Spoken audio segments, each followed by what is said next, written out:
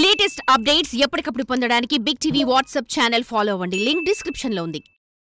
జగన్ కు అత్యంత విధేయుల్లో ఒకరిగా ఫోకస్ అయిన మాజీ మంత్రి జోగి రమేష్ పార్టీ మారడానికి రంగం సిద్ధం చేసుకుంటున్నారా?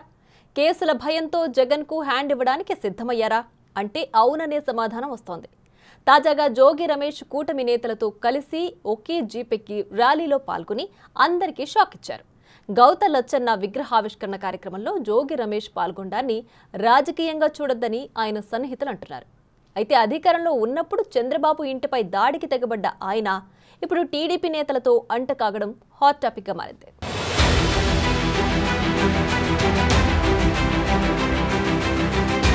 మాజీ సీఎం జగన్ కు వరుస షాకులు తగులుతున్నాయి. వైసీపీ మాజీ మంత్రి జోగి రమేష్ టీడీపీలోకి చేరుతున్నట్లు తెలుస్తోంది. టీడీపీ నేతలతో జోగి రమేష్ కలిసి తిరుగుతున్నారు. ఇటీవల నూజివీడు బస్టాండ్ సెంటర్ లో గౌతు లచ్చన్న విగ్రహావిష్కరణ కార్యక్రమం జరిగింది. ఈ విగ్రహాన్ని మంత్రి పార్థసారథి, పలాస ఎమ్మెల్యే గౌతు శిరీష కలిసి ప్రారంభించారు.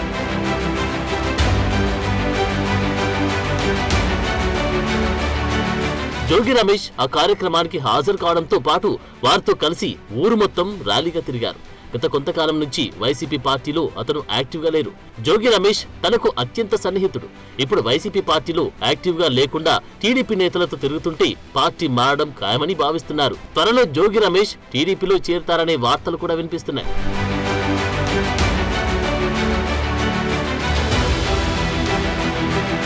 ఇది ఇలా ఉండగా గతంలో వైసీపీ ప్రభుత్వం ఉన్న సమయంలో జోగి రమేష్ మంత్రిగా పనిచేశారు. ఇటీవల కేసు నమోదైంది. చంద్రబాబు ఇంటిపై దాడి చేసిన ఘటనలో ఆయనపై కేసు నమోదు చేశారు. పోలీసుల విచారణకు కూడా ఆయన హాజరయ్యారు. ఆయన కుమారుడిపై కూడా అగ్రిగోల్డ్ భూముల విషయంలో కేసు నమోదైంది. టీడీపీ కార్యాలయంపై దాడి ఘటనలో కూడా నిందితుడిగా ఉన్నారు. ఇప్పుడు ఒక్కసారిగా టీడీపీ ర్యాలీలో కనిపించడంతో పార్టీ మారుతున్నారని వార్తలు వినిపిస్తున్నాయి. ఇటీవల వైసీపీ రైతాంగ సమస్యలపై నిర్వహించిన నిరసన కార్యక్రమాల్లో జోగి రమేష్ పాల్గొనలేదు.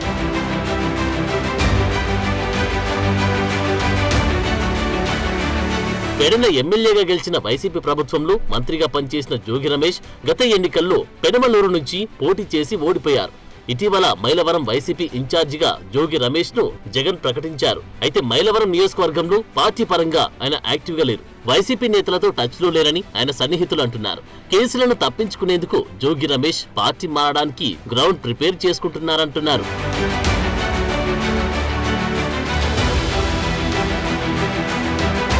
టీడీపీలో మాజీ మంత్రి జోగి రమేష్ ఎపిసోడ్ చర్చనీయాంశంగా మారింది. జోగి రమేష్ వెళ్లి మంత్రి కొలుసు పార్థసారథి, పలాస టీడీపీ ఎమ్మెల్యే గౌతు శిరీషతో కలిసి గౌతు లచ్చన్న విగ్రహావిష్కరణ కార్యక్రమంలో పాల్గొనడంపై తెలుగు తమ్ముళ్లు బగ్గుమంటున్నారు. అధినేత చంద్రబాబు ఇంటిపై దాడి చేసిన వ్యక్తి 5 ఏళ్ల పాటు పార్టీ క్యాడర్ను కేసులతో వేధించిన వ్యక్తితో కలిసి మంత్రి, పార్టీ ఎమ్మెల్యే ఇలా కార్యక్రమంలో పాల్గొంటారని తెలుగు తమ్ముళ్లు ప్రశ్నిస్తున్నారు. సోషల్ మీడియా వేదికగా పోస్టులు, ట్వీట్లు వైరల్ అవుతున్నాయి. మరి జోగి రమేష్ విషయంలో టీడీపీ అధిష్టానం నిర్ణయం ఎలా ఉంటుందో చూడాలి.